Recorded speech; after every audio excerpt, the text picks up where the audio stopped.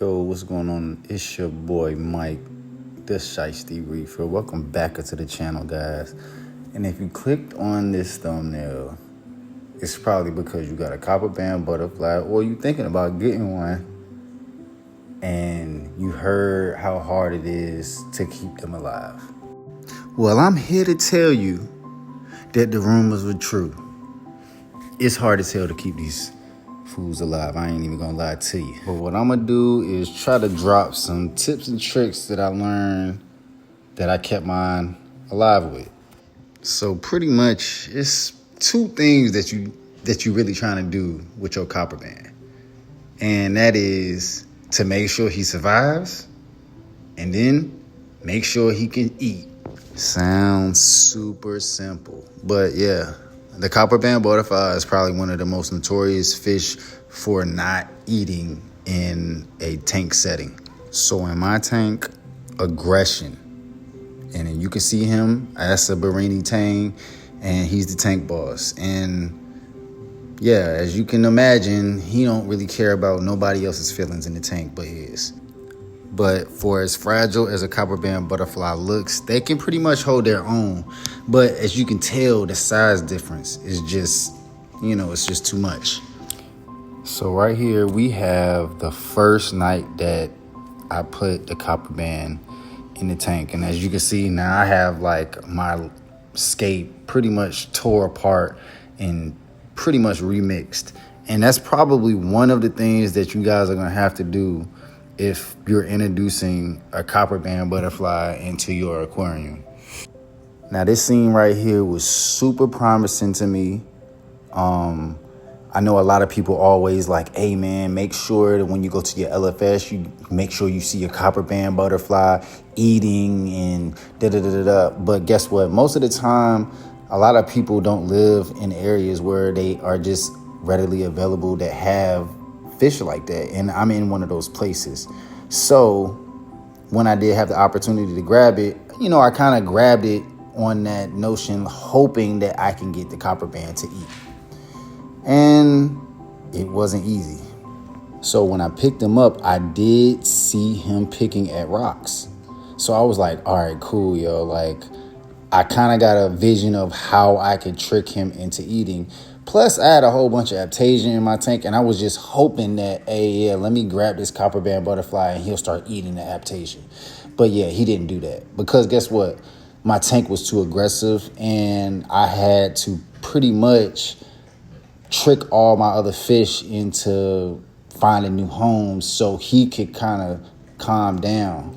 So at this point, man, it's probably like day 3 or 4, and aggression has kind of not really went down. I have a school of chromis that are crazy mean as well, and that Barini Tang is still going crazy. So what I try to do is do the mirror trick, which y'all just seen. And as y'all can see, I got pretty much half my fish looking at themselves, and then the other, which is that Barini Tang, is scared of himself.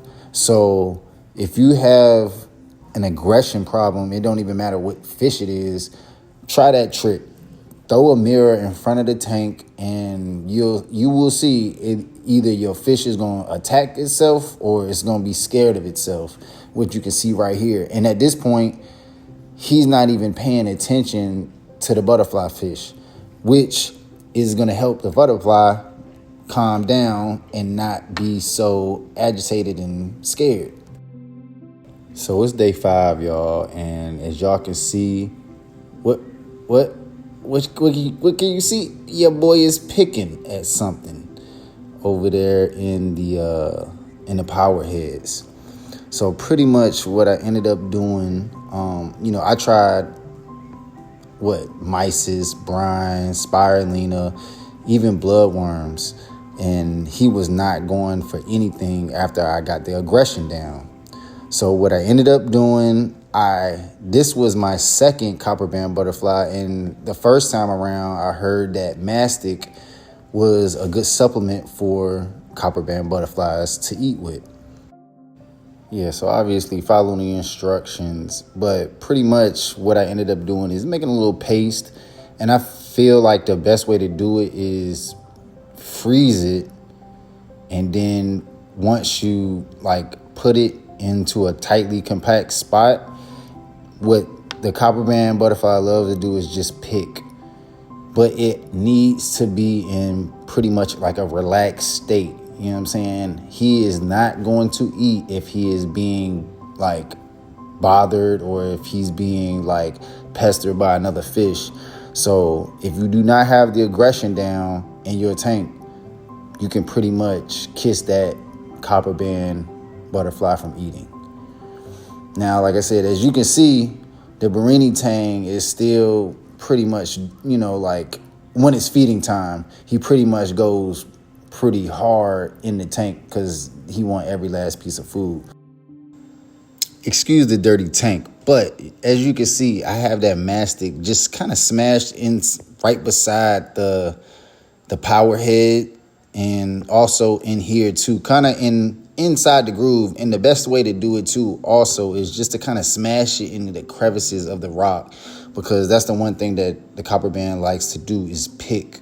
They're gonna pick at the food. So if you have a high functioning tank that's just a lot of activity going, like if the area that your copperband is trying to eat at is not like super chill, he is not gonna eat. I'm telling you that right now, yo, because the first one that I had, he was just too scared to do anything. But like I said, after I finally got the aggression down around day 5, and luckily he actually survived that long. But day 5, I finally got him picking at the mastic. Because like I said, he was picking at the rocks, so I just wanted to make sure that I was putting the mastic in spots that he was kind of frequent at. And as y'all can see, he kind of just hovers around this top area. And it was pretty much because the Barini tang wasn't messing with him in that area. So as you can see, he's going up there, pick. And that's what they do. You know what I'm saying? They're pretty slow eaters. They're not going to eat fast.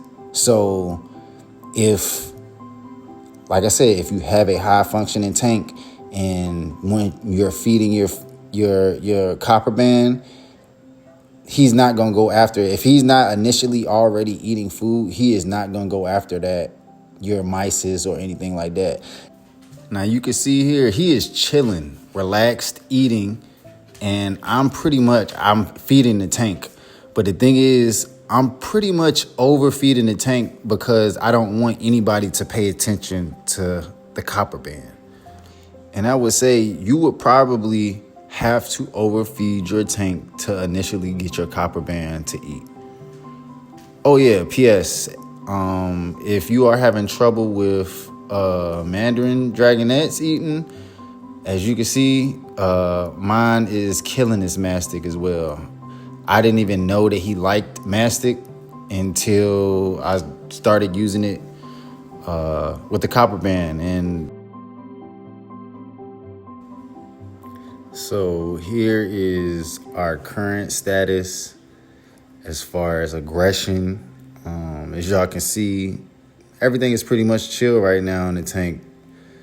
It's not super active. Everybody's kind of pretty much settled in. Copperband is looking like he's having a good time and he's not stressed out. And that's pretty much all I wanted to accomplish here, was to make sure that the fish was not going to be stressed out, which is going to cause him to die. And I wanted to make sure that I could get him to eat, which would cause him to die if he couldn't. So as y'all can see, my tang right there, he ain't trying to kill him like he was when he first came into the tank. But now everybody's cool.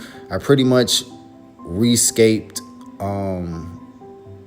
my escape into the final form what it is now, and everybody's cool. So I'm pretty much happy with the results, and hopefully this can help somebody out that's thinking about buying a copperband butterfly and trying to see if he can acclimate it to his tank. So appreciate y'all hanging out with your boy, man. Definitely hit that follow button, hit that like, and until next time, man, I get with y'all. Safe reefing.